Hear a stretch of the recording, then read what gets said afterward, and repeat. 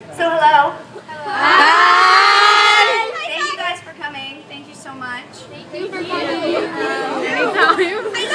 I don't know how many of you know about a little bit about my story, but I had a rough upbringing, and unfortunately I know far too many of you can relate to some of the pain and broken homes and things like that. So I am going to actually start right around the time I was in 8th grade, and I'm gonna read some of chapter 6, and then I'm gonna skip over to chapter 8, depending on how long you guys want me to read. Forever. So,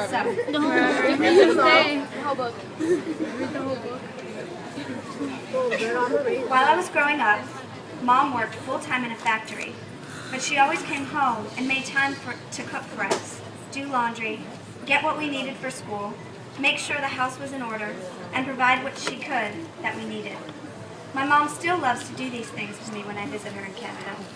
Today I can appreciate the backdrop behind my mom's way of being, but as a teenager, the fact is it hurt.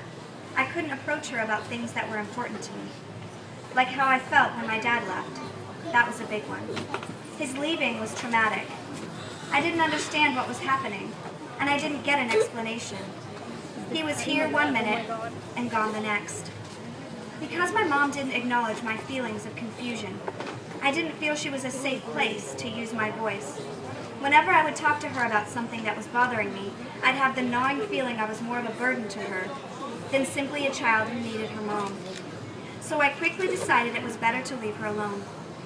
Along the way, I came to some pretty unhealthy conclusions. I wasn't important. My feelings weren't valid. My thoughts didn't matter. So I learned how to cope with what I could handle on my own by stuffing it inside. I locked the most upsetting and traumatizing events in a place so deep I hoped I'd never be able to dig them out. When I was in 8th grade, I started hanging out with the wrong group of girls, the ones who were always getting in trouble for something. Stealing was our chief thrill.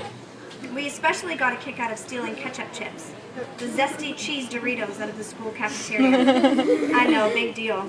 Want to hear a really embarrassing secret between just you and me? My friends and I called ourselves the Chipettes. How cheesy is that?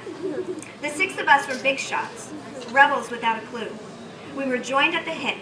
We did everything together. We had slumber parties, we swapped clothes, we pined after cute boys, we complained about our parents, we shared our disdain for school, and of course, we got off on our small-town criminal activity, like stealing chips, and when we were feeling super cocky, cheap red lipstick from the local drugstore.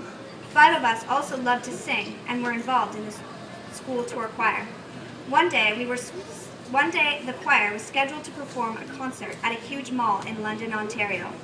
People all over the mall making their way through the food court, hustling in and out of department stores.